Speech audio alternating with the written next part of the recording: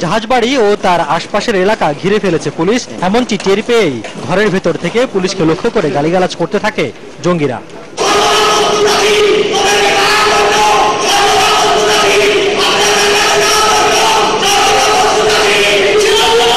শুরু হয় নিজেদের উজ্জীবিত করার চেষ্টা। একজন নানা ধরনের উস্কানিমূলক কথা বলছেন আর বাকিরা তাল মেলাচ্ছেন।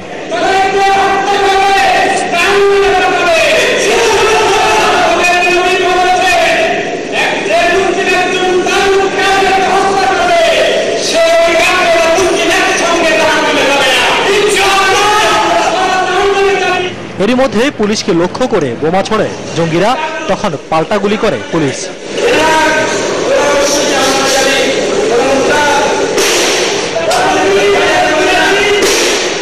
গোয়েন্দারা জানান, কল্যাণপুরের ঘটনায় আটক জঙ্গি রাকিবুল হাসান রিগানের কাছ থেকে গুরুত্বপূর্ণ তথ্য মিলেছে।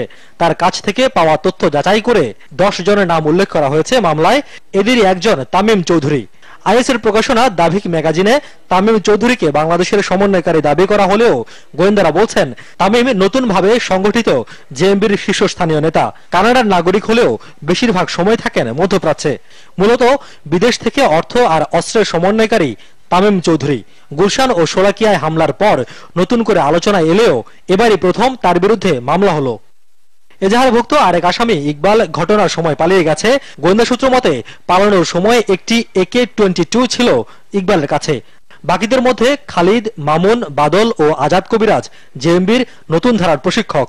গেল 22 জুলাই শুক্রবার জুম্মার নামাজের সময় মোহাম্মদপুর ও মিরপুরের একটি মসজিদে হামলার পরিকল্পনা ছিল এই জঙ্গিদের।